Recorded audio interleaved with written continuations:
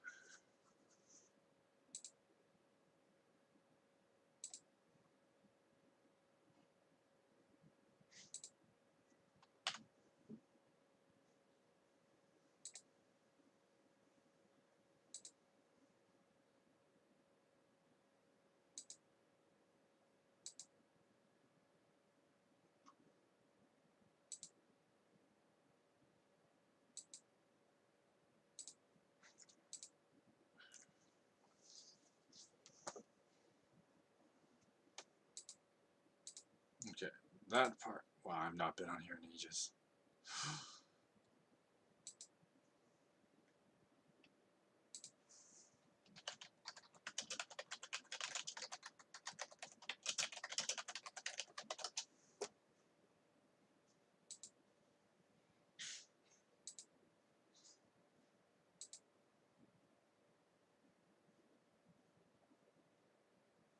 Okay, I need to activate this so that there you go.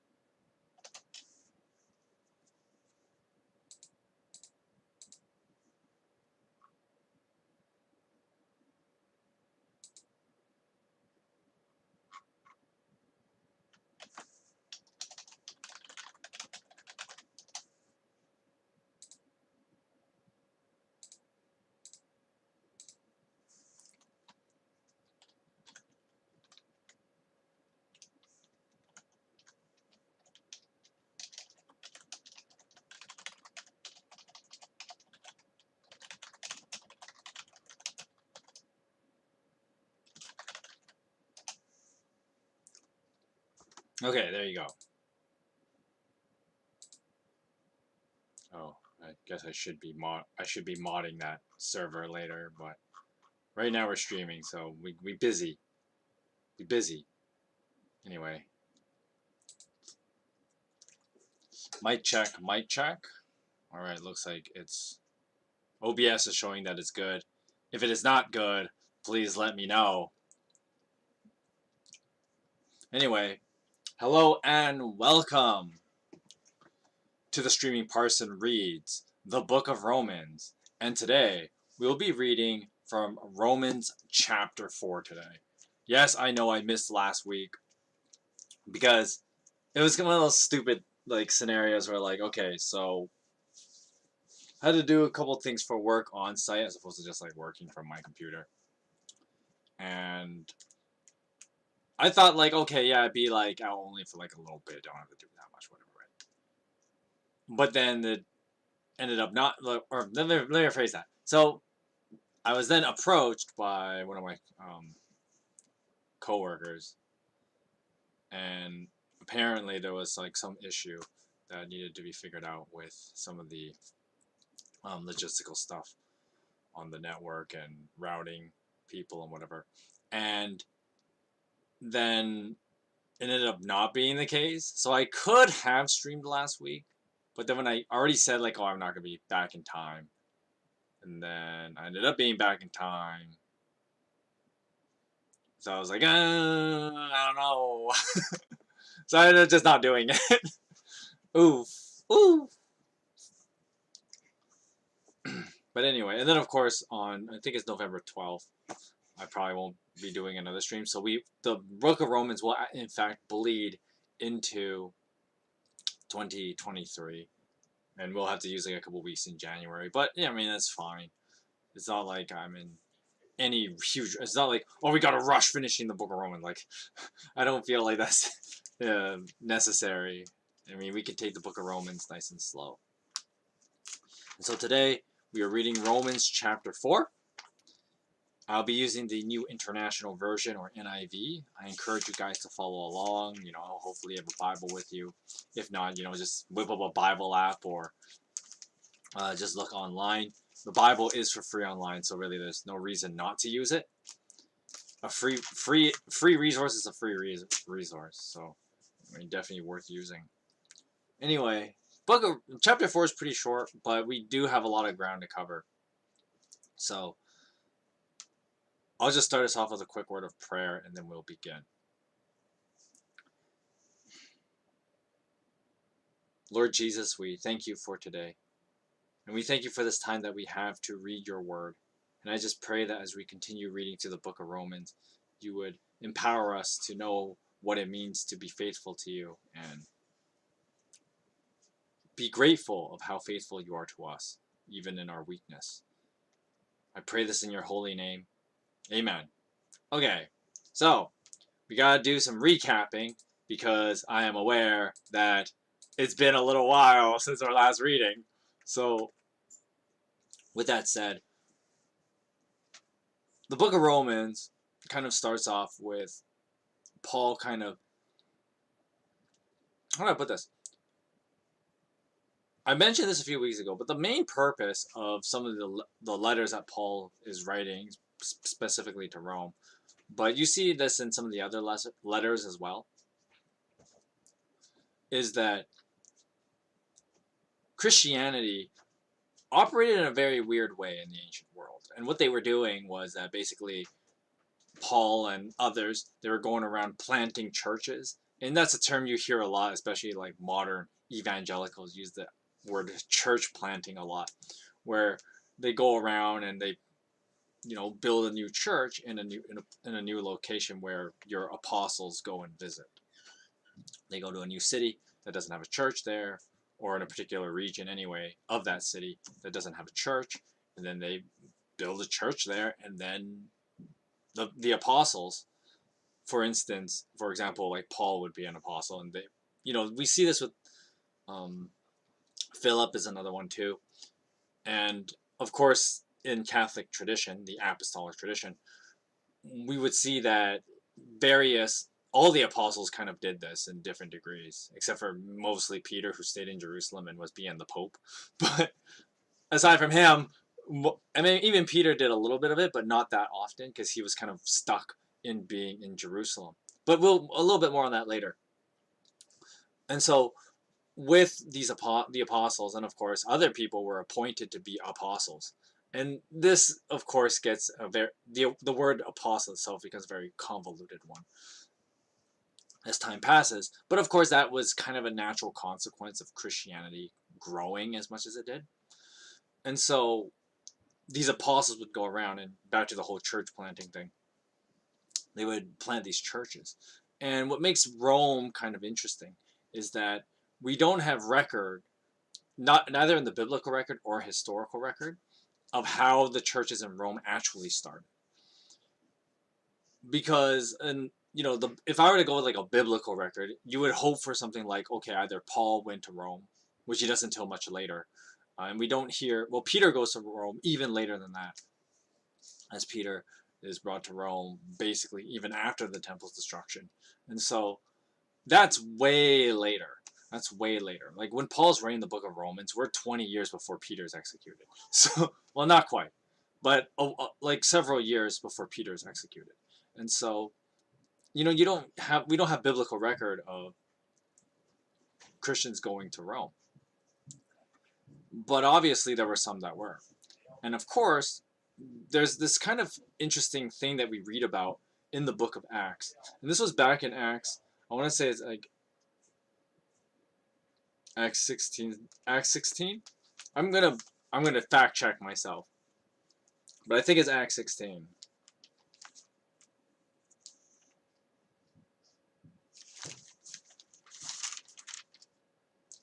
Acts 18. Okay, yeah. See, that's why I had to check out to make sure. Acts 16 is the whole like Philippi story. Acts 18 has a story of Paul meeting with two people, Priscilla and Aquila, and they were from Rome, and they had moved out of Rome because apparently Rome was, having their, well, basically Rome was kind of being like Nazi Germany, where they were like before the Nazis went like crazy, where they were kicking out Jews out of like their territory because they were like, oh, these Jewish people, and so they were kicking them out. But then, of course, what interesting thing happened was that in this exchange of kicking the Jews out, somehow Christianity found its way to seep into the city of Rome. And this was likely due to like Italians being influenced by various Christians as they were out and about, because of course, this is the Roman Empire, so there'd be Italians everywhere. and so there were obviously a lot of Italians that were influenced, and then they brought Christianity into Rome. And then of course there were obviously still some Jews around, because not all of them left, even though they were told, they were essentially kicked out. And of course other Jews returned, and then of course they brought Christian influences. Once again, we have references of this being the case with Priscilla and Aquila from time to time, likely because they had family or in Rome or something, which makes sense that they would, because they're from there. Even though by the time Paul meets them in the book of Acts, they've moved to Corinth because they were kicked out. But there's implications that they may have moved back or at least visited Rome from time to time. And with that, they would have brought in Christianity. Now we got to look at the other side of the coin of this issue, of what ended up happening. I guess I shouldn't call it an issue, but I mean, problems arose as a result of where after Christianity, as Christianity spreads, and I mentioned this in the very first week, and I'll use this term again. Christianity and the way that like churches were built, Christians were essentially free agents in the sense of they didn't have like a binding doctrine exactly to what constitutes like being Christian. And this is one of those things that like modern Christians, we try to revert to this, but there's obviously it's not adequate to just go with like the basics of basics, because you'll hear Christians say stuff like, well, all that matters is that you believe in Jesus, and that's it. But of course the problem when Christians say it that way is that like they use, how do I put this, there's no substance to that, and you can't be that broad when you're like trying to define what makes a Christian. I mean, that's, if you want to look at a flip side of this, like feminism kind of runs into the same problem, right? Like how the hell do you define feminism? Because there's 1,000 different meanings based on who you ask. And then Christianity kind of ran into this problem where people would say, well, it's about, okay, believe in Jesus. Okay, what the hell does that even mean? And so the early Christians had to kind of, okay, we better actually like solidify this, or else we're going to have like people coming up with weird ideas down the road, which is exactly what happened. Now, what's interesting with the book of Romans, and this is, one of those, New Testament scholars talk about how like, well, it's pretty clear that the book of Romans was written a lot earlier, because Romans was kind of written with the more preemptive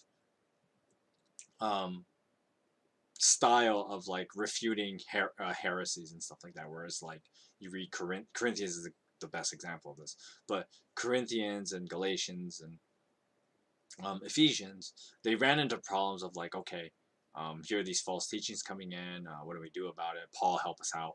And then Paul gives them like, a response.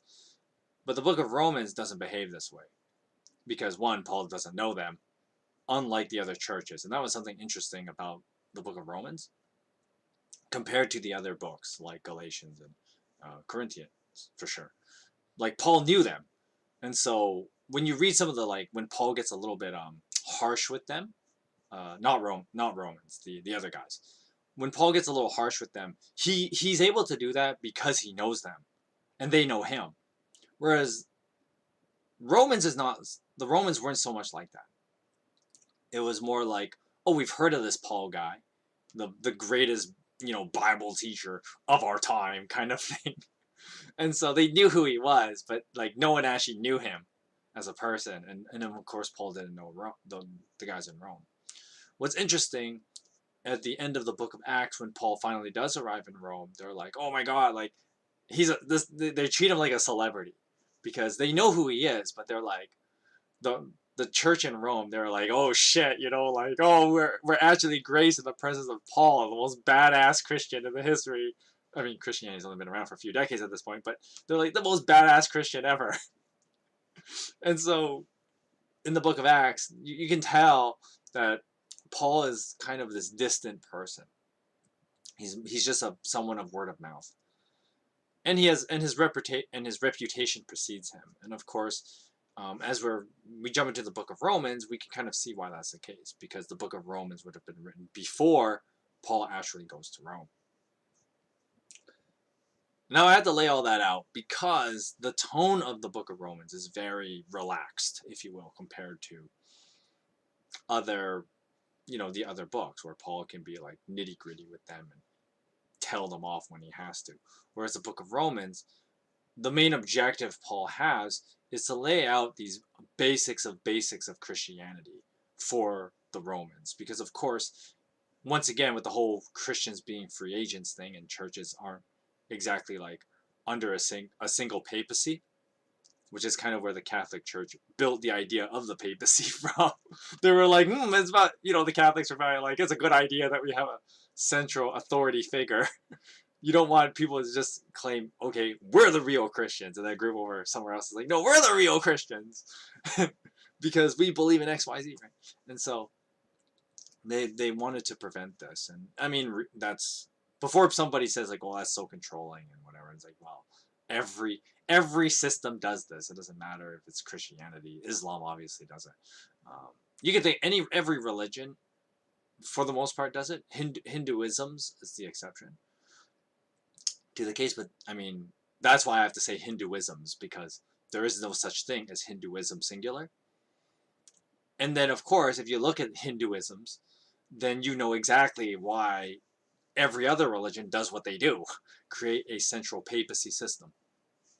Because they don't want, well, no, we're the real Hindus over here, and the real and then the other guys over there going like, no, we're the real Hindus. And so other religions are like, we don't want to deal with that.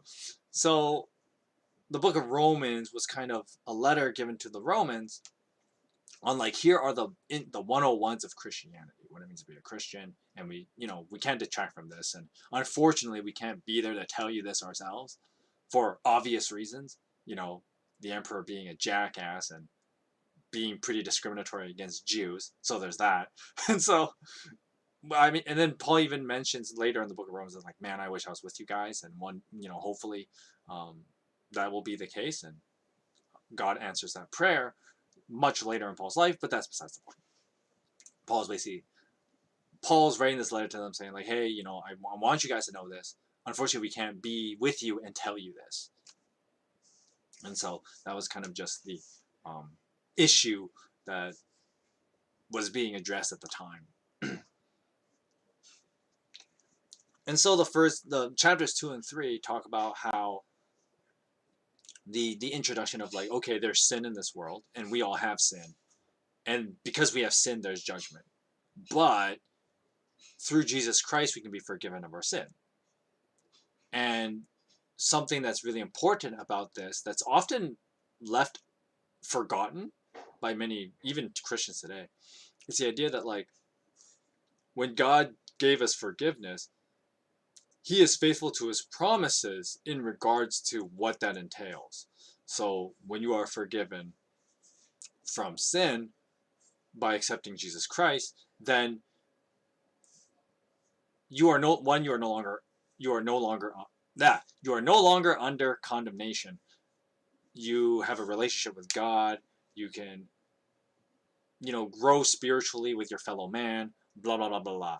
And one of the things that's interesting that Paul really touches on in the first part of chapter 3 is that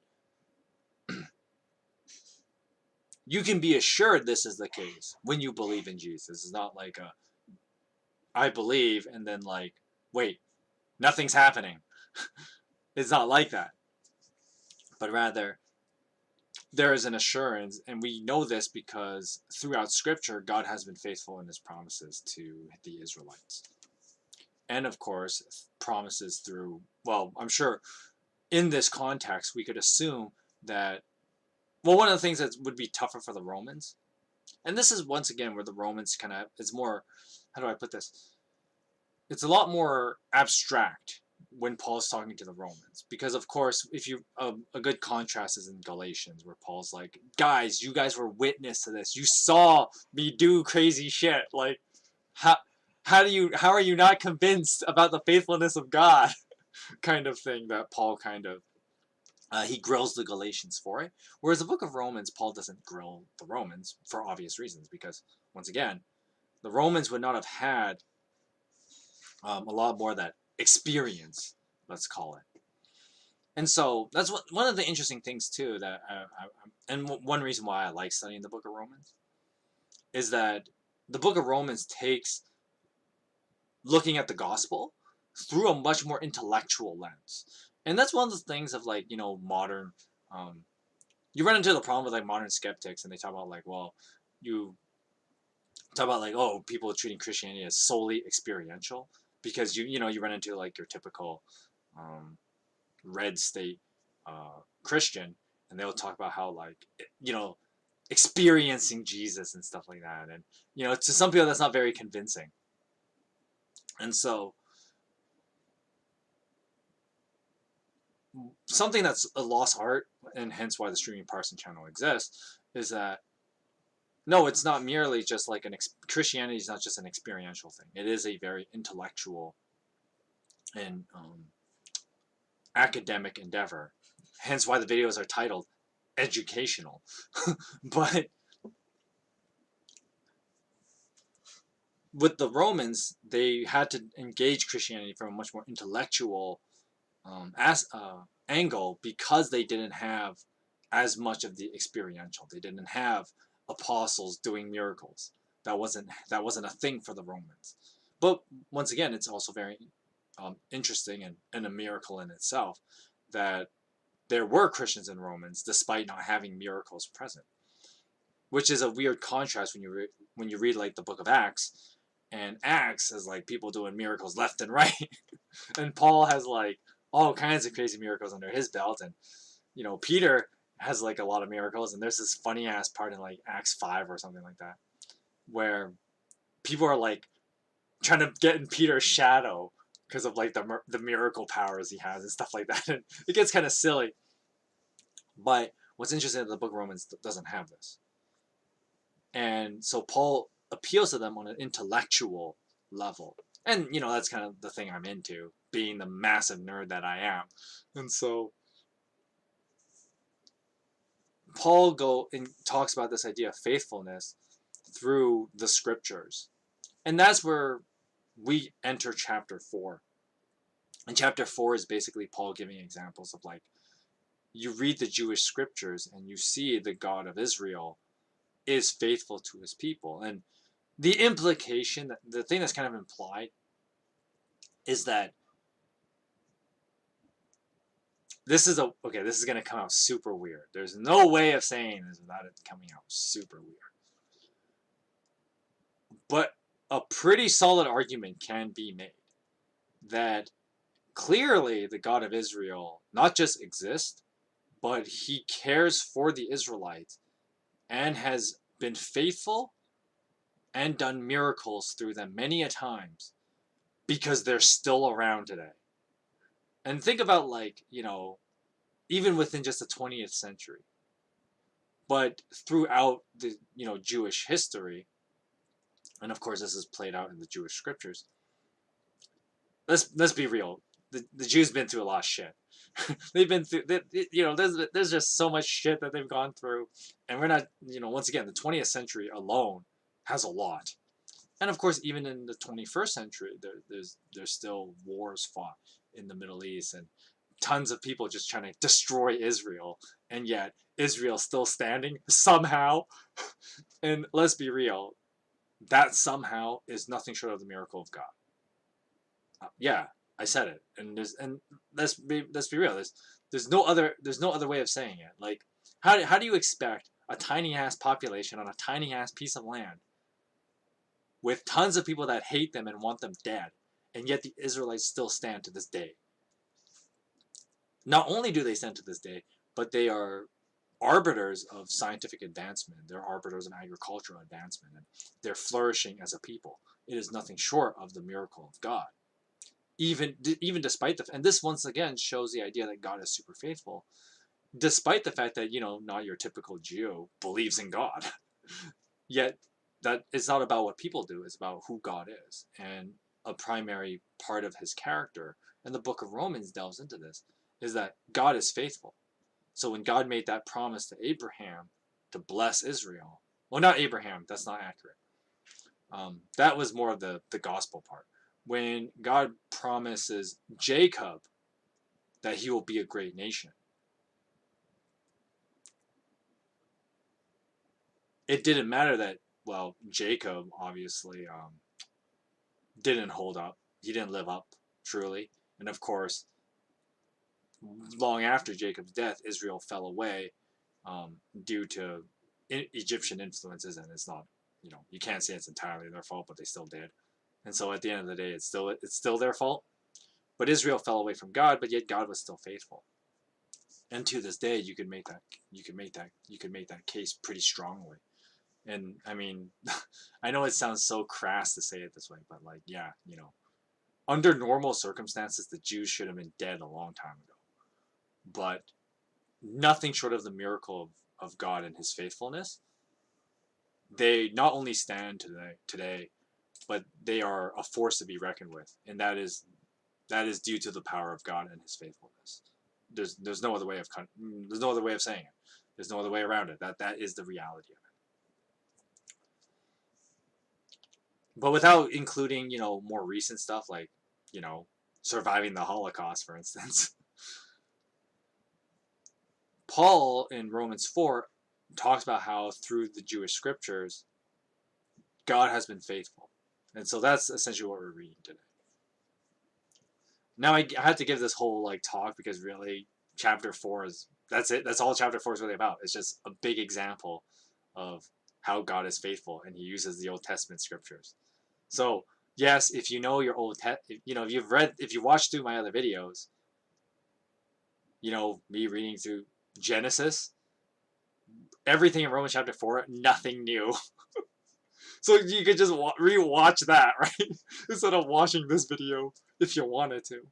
But anyway, with that said, we're going to read through chapter 4, and then there's really not much to go beat by beat with, because, I'll still do it, but a better way of thinking about it is nothing I say will be new, because I've already done all of this content in Genesis and Exodus.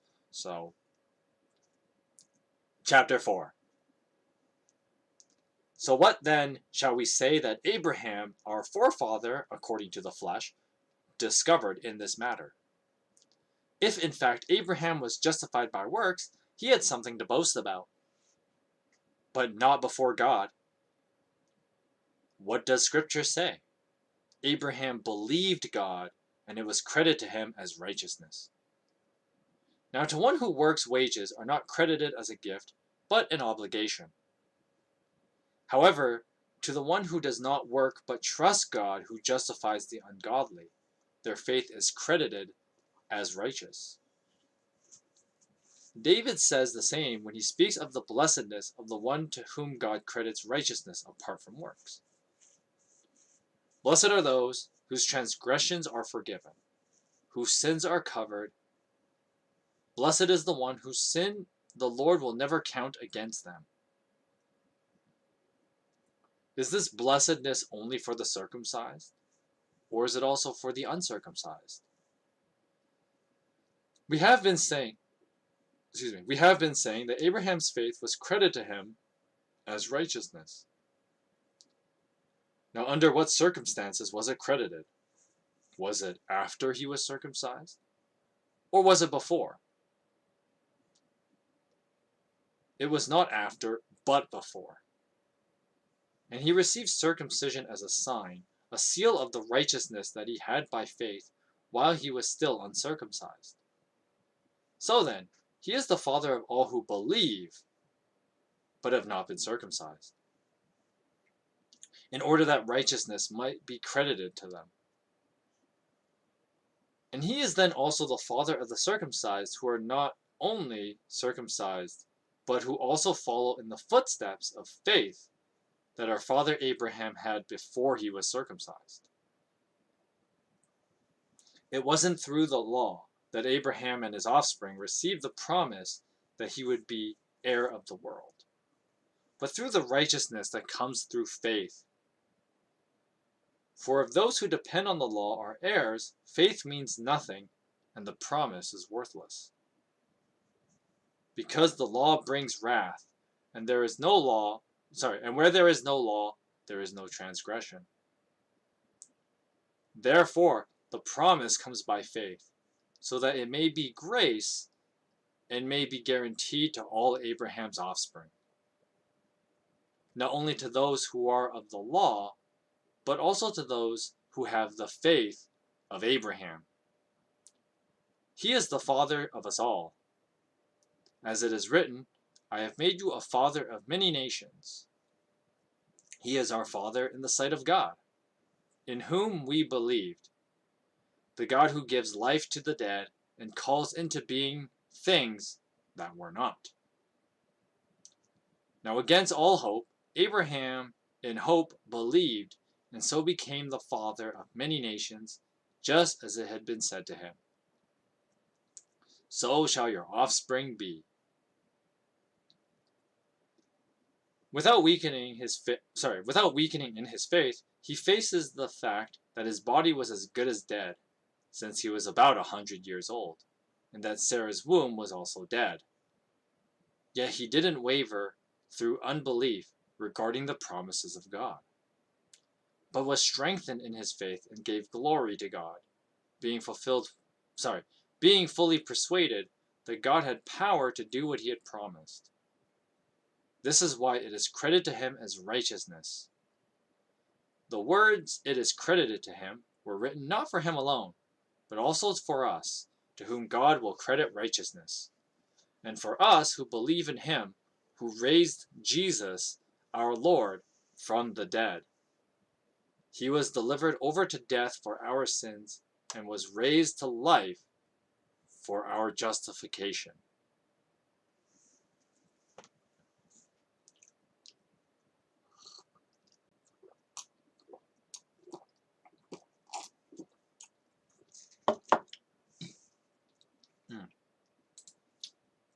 Okay, so chapter 4, basically, Paul recounts parts of Genesis and talk about how God made a promise of Abraham being a father of many nations thing. And the thing that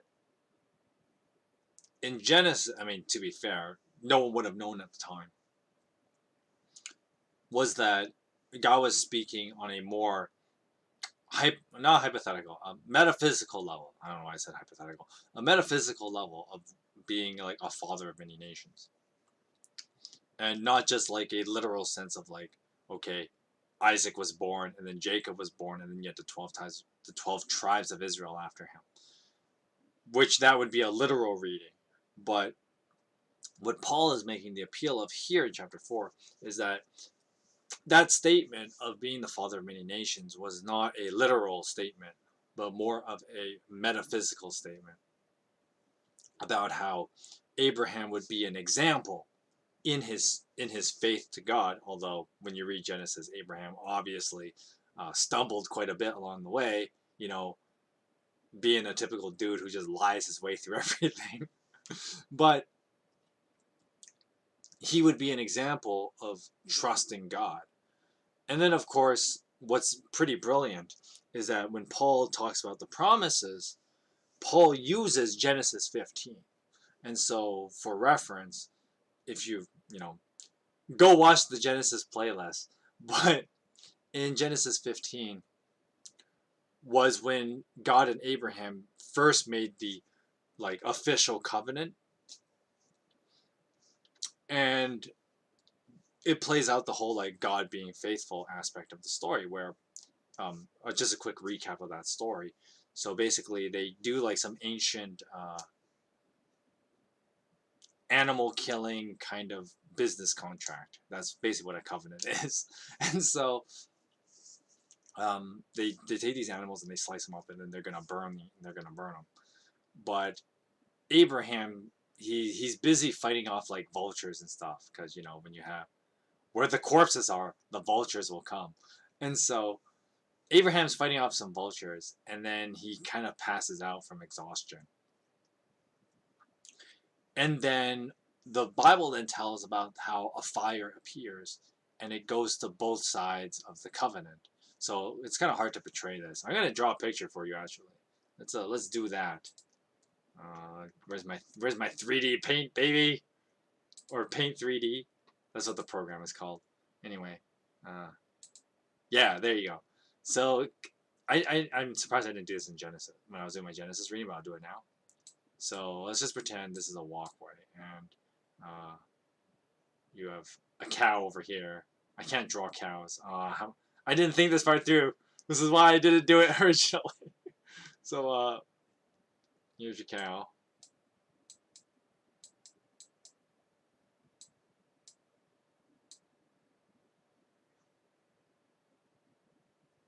It looks like a dog all of a sudden.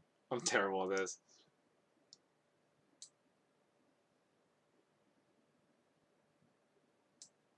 I don't know what the heck this is. You get the point. And so, what they would do. Now, can I copy this and then like make a duplicate on this side? So what they would do is why am I doing this the hard way? I don't even know anymore. But what they would do was they would take an animal and they would slice it in half, and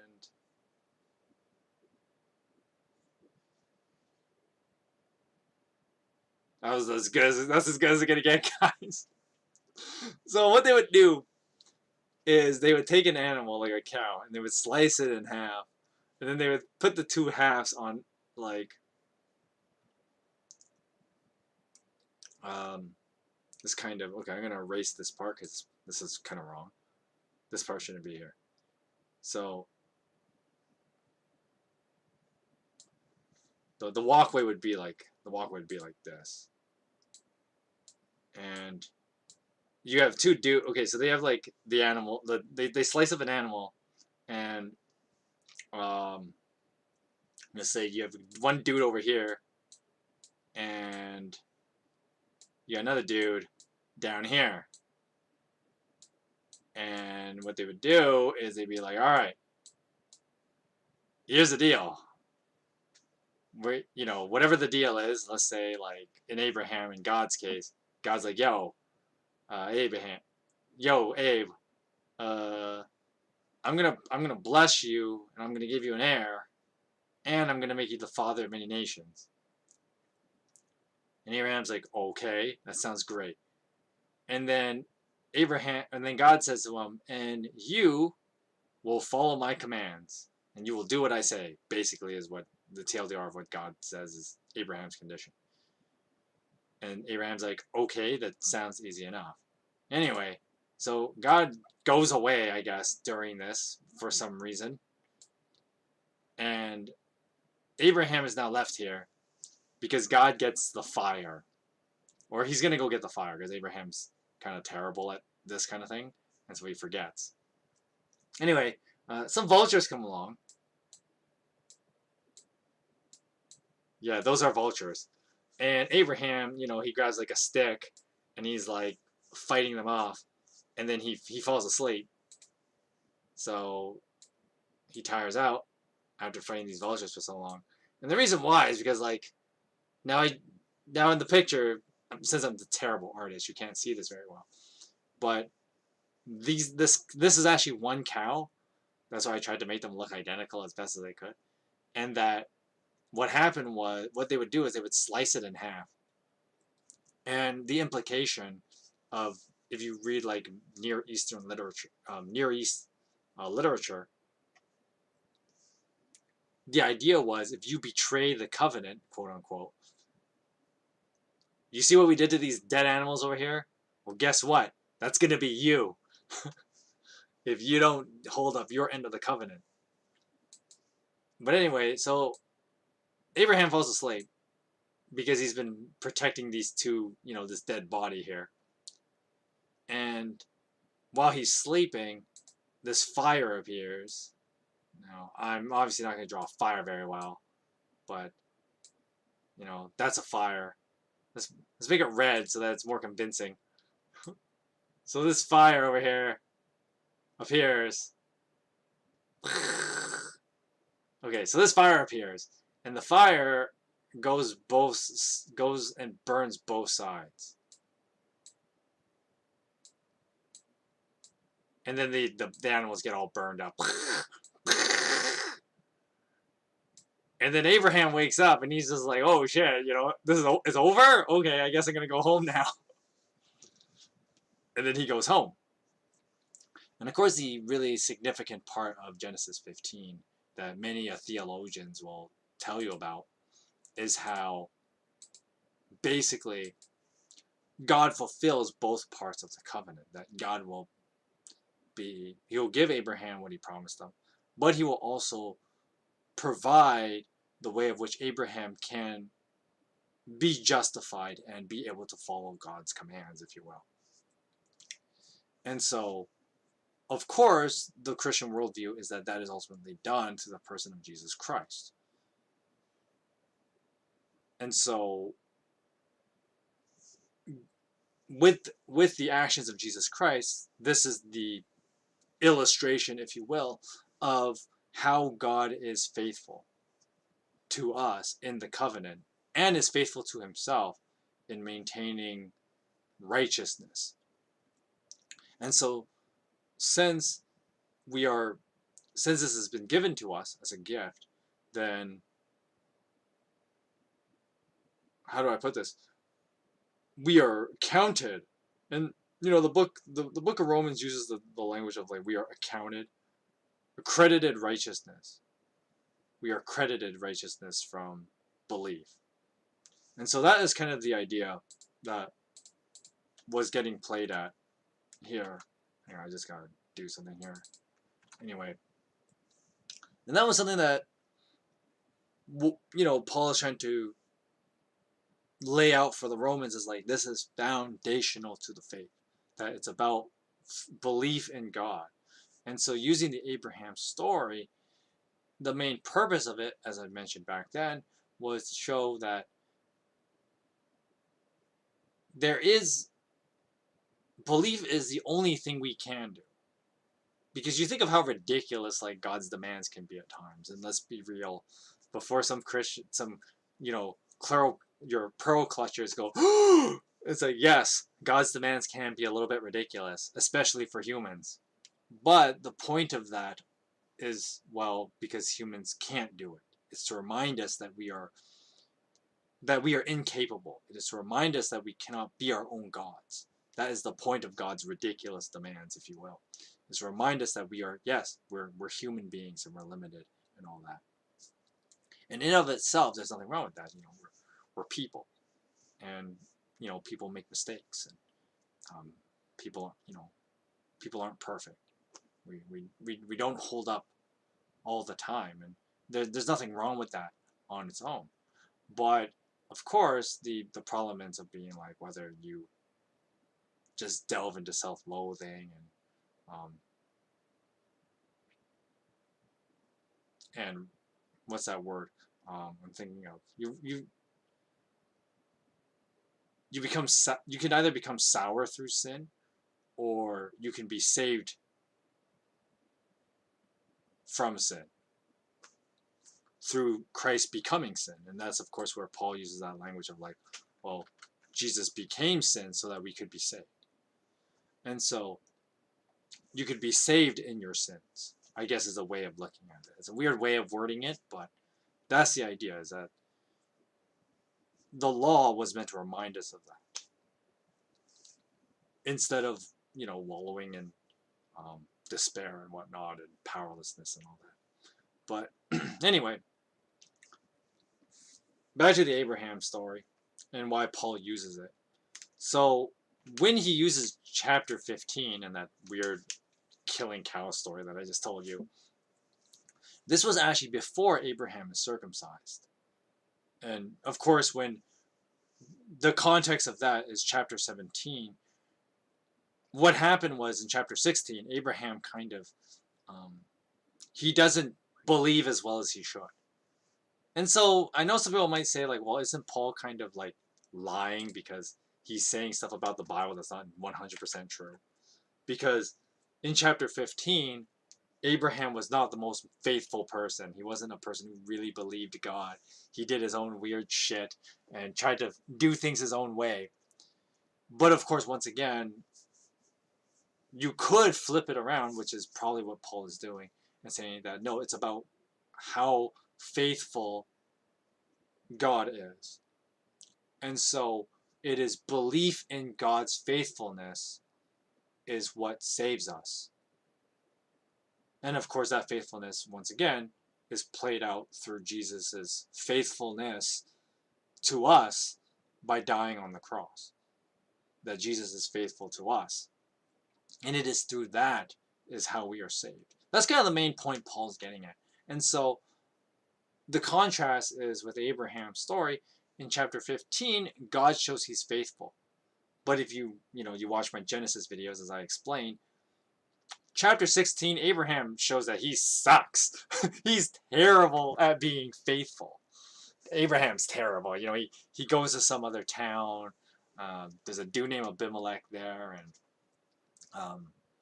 Abraham, he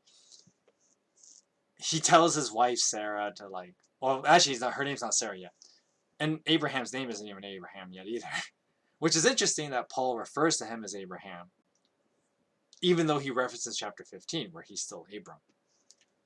But in chapter 16, Abram, he tells his wife Sarai to, like, oh, we're gonna lie and say that you're my sister because I don't want these guys to, like, kill me and then say you're fair game to be, that's kind of how ancient world people did things, because ancient people were pretty barbaric. And so that was kind of Abraham's fear, was that, like, people were going to kill him for his wife, which, then you think about it, like, that's kind of weird because isn't she, like, super old?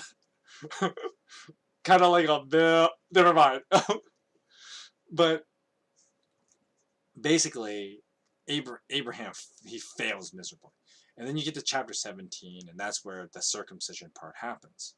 And of course, the circumcision is recognized not just through the actual act of circumcision, but Abraham's name is changed. So he was Abram before, and then he becomes Abraham, which is a word, if you will, that symbolizes the circumcision. And so there's a circumcision within words, which is funny because, circumcision, you usually think of cutting something off, but yet when God renames Abram to Abraham, he's adding something to it. But, there's something to that.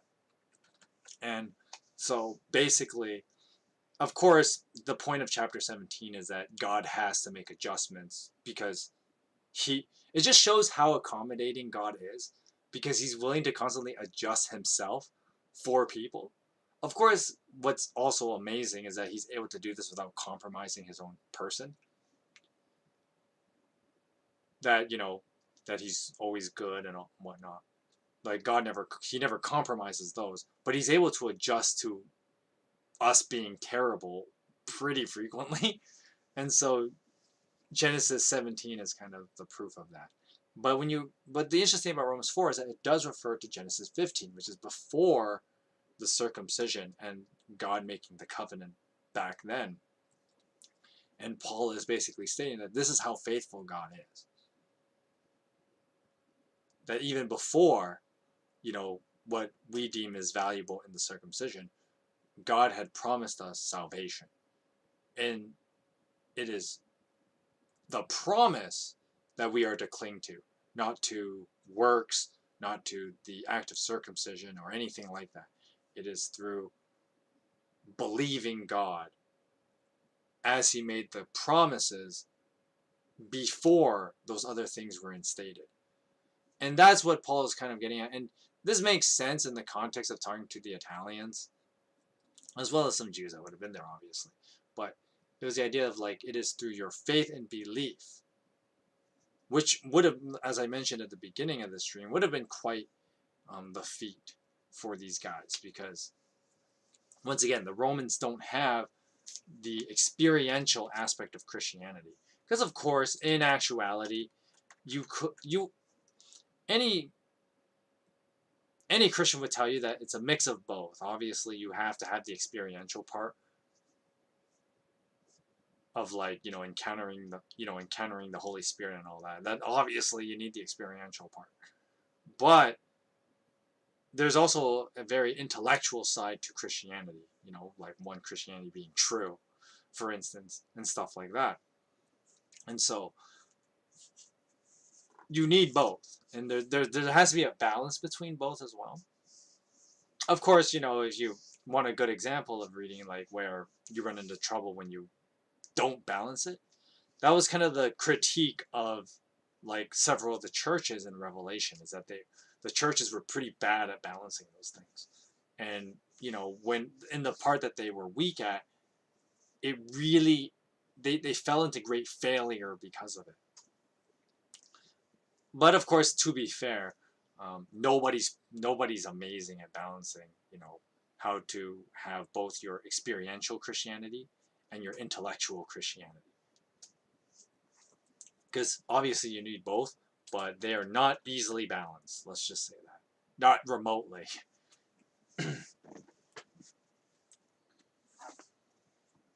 Alright, anything else to say about chapter 4? Not really.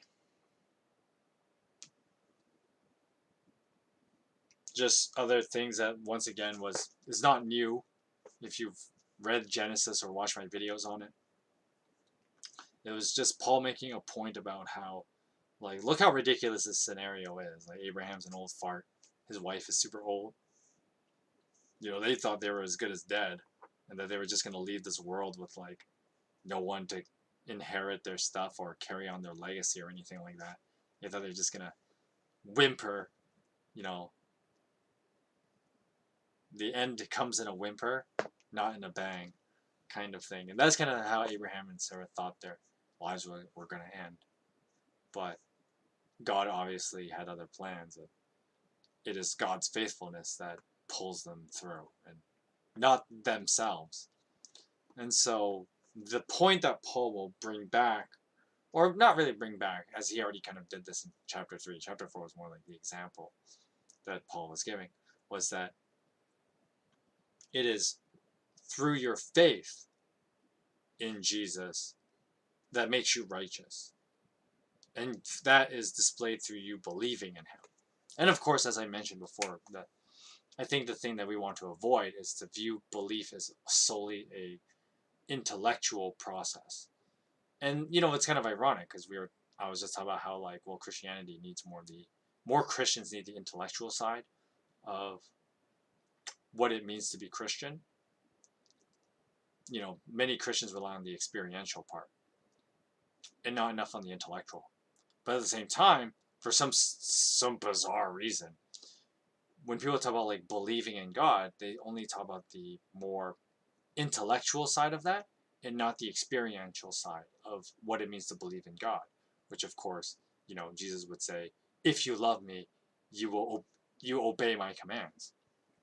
And so that would be the experiential part of believing in Jesus. And that is, well, it comes in two ways. And one way that many people forget is that, well, the first way that many people do think of is like, okay, the experiential ways where, like, miracles happen in my life and God blesses me as I do these various things. But of course, there's a flip side to that. How's the old saying go? Be the blessing you want to see. And so, you have to, as a Christian, you have to go out and bless others as well, as part of, showing that God does miracles. miracles. And sometimes you are the instrument of which God does miracles in someone else's life. I mean, that was the whole point of the apostles. they were they were the vehicles of which God was doing miracles. And so it's something that we have lost touch of in modern evangelicalism. At least that's kind of, that, at least from how I think of it, because I hear a lot of dumb crap from other Christians about how, like, they feel like God doesn't do miracles today. And it's like, okay, let's retort to that. Like, have you been a blessing in someone else's life? And then they'll be like, what do you mean by that? Well, that kind of answers my question. And so, that kind of thing, right? And of course, to be fair, it's not a one-to-one thing. I'm not suggesting that, well, just because you go out and do good, that means God will automatically reward you with a one-to-one ratio. Like, just because you serve in this ministry for a while, then God will give you this X amount of blessing, right? It doesn't work like that. But at the same time, blessing and miracles, they have that, like, it's a two-way street kind of thing, where, yes, we expect God to act in our lives, but at the same time, sometimes God uses you to act in someone else's life. And, that's kind of the whole Christians are to love one another and bless one another, right? Because, wouldn't it be easy if God did all the blessing? I mean, and we didn't have to do a damn thing, but that's not how it is. God expects us to be a blessing in other people's lives. I tell this story, and I'll tell it again, where I think a lot of high school, this is how you know, like, one of the problems with, like kids that have grown up in a church, they don't really understand this very well. And I was at this one church, and we talked about how we did, like, youth nights on Fridays, and we had a segment of our youth nights. We would call them God moments, and we talk about, like, a God moment that happened to you in the week, kind of thing. And every teenager always would tell stories about how God did something for them. I prayed for this, and then this happened, or I had this, like, this thing happened to me, kind of thing. And then, of course, like, there's a little bit of, like, a right, where it's not about what God just does for you. And so I would always turn that on its head, and I always like, well, my God moment was when I blessed this other person. Because God moments is not just about what God does in my life. It's about how God uses me to bless someone else's life. And so stuff like that. And, that's, I mean, that is the two-way street. And then, of course, you can easily flip that on its head and just about how, like, okay, when something does happen to you, we'll just turn the situation around for the other person who blessed you, right? It's still a God moment. It doesn't change. And so it's just one of those things that's kind of to think about. And anyway, I'm detracting here, but because I've kind of run out of stuff to say, chapter 4 is pretty straightforward, and I've already said everything about it that really needs to be said. And it's that, well, God is faithful, and we are to remember that it is through faith that we reap the benefits of God's promises. It's through faith. And so Abraham is a funny, like, of course, even though once again, Abraham's not perfect. And that's the point of Genesis, is to remind us that, like, oh yeah, they're just people. And I always made the joke where Genesis is like, yeah, the Bible clearly shows they're just people, because, like, Abraham is a typical guy. Jacob is a typical guy. They give guy responses to, like, situations in their life, and that Steve Harvey moment. I'm doing side trivia now. I'm not really talking about Romans anymore. But one of the side trivia is going back to the Abimelech story in chapter 16 of Genesis. So Abraham lies about how, like, Sarah's his wife, and then he gets caught, because of course he does. It is, like, the funniest shit of how he gets caught too. But basically, he gets caught, and Abimelech's like, "What the shit, man? Like, why'd you lie to me?" You told me she was your sister, even though she's your wife. And then Abraham, what does he do? It's the funniest thing. Abraham, he lies again. He lies to get out of a lie, which, you know, if any TV drama has taught you anything, is that if you try to lie your way out of a lie, you're only going to make a lot more problems. Which is kind of, you know, Abraham somehow does it. Like, it is through only God's intervention, and a pretty scary one for that matter, is the only way that Abraham gets away with it. Because in real life, if you try to lie to get yourself out of a lie, it's gonna bite you in the ass big time. But Abraham, you know, God is so nice to Abraham that he lets him get away with it somehow. But the funniest thing is that, like, okay, so have you ever seen this old clip? I can't play it for copyright reasons, obviously. But it was this Steve Harvey was a Family Feud, and the question was,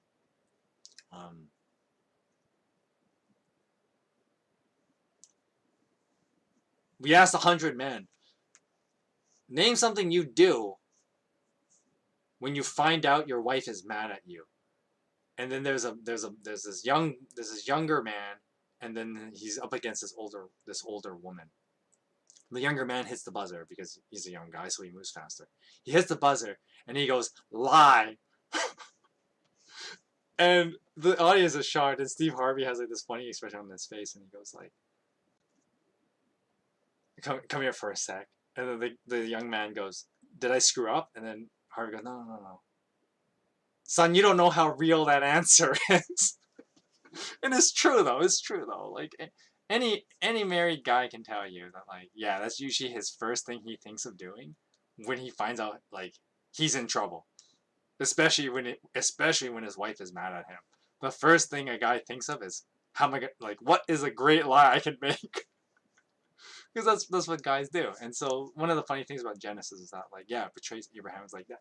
Real people do that. Like, and that's one of the other funny things that, like, when people think like, oh, the Bible's kind of, you know, it's crazy stories and whatever, and that's true. The stories can be a little ludicrous at times.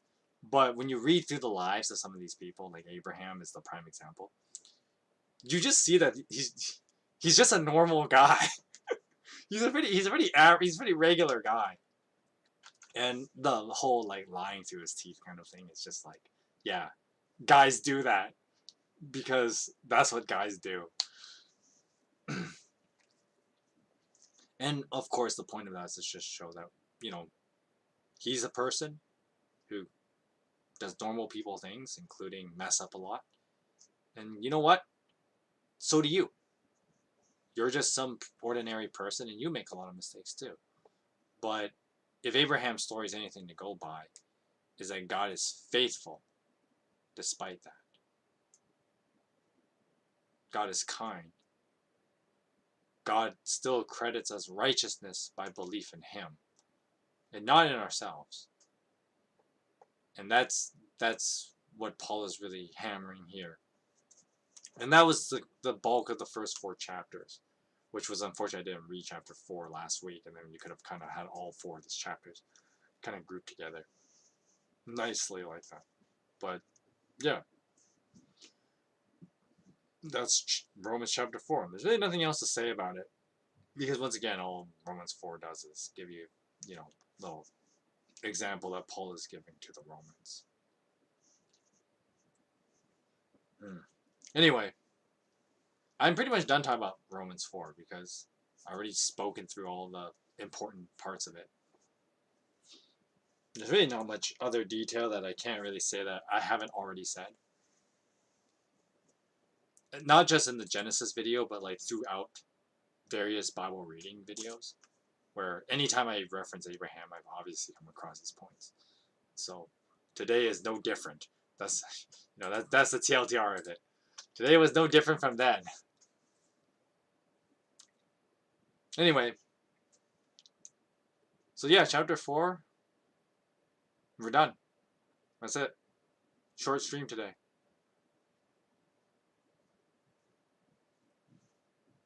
I guess we just do some housekeeping, then we're in the stream. If you have any questions, we can go over that because we do have spare time. I mean, this video only went for like an hour, so yeah, I mean, If not, I'm just gonna go do something else. Anyway, so housekeeping. Dude, man. I still can't get over Wednesday, I'll tell you that much. Wednesday was... That was a mood and a half, I'll tell you that much.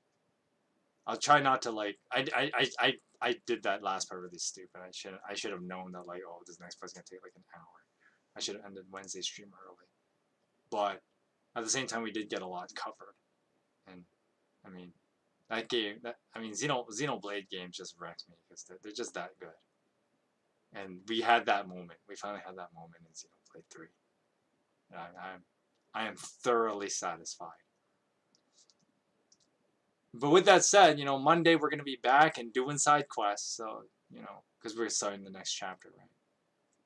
So, Monday at 2 o'clock Pacific time, we will be back with more Xenoblade Chronicles 3.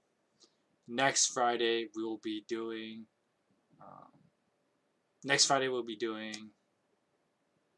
Book of Romans, Chapter 5. So, next week's pretty regular. Monday, Wednesday, 2 o'clock Pacific time, Xenoblade Chronicles 3. And then, next Friday will be Romans Chapter 5. So, yeah, that's it. Short stream today. I hope you guys have a great Friday night. I hope you guys have a great weekend. I encourage you guys to, reread Romans and try and absorb more of, and really get those, like, fundamentals of Christianity down. And that's kind of the point of Romans. I hope you guys, take care of yourselves and be back on Monday for Xenoblade Chronicles.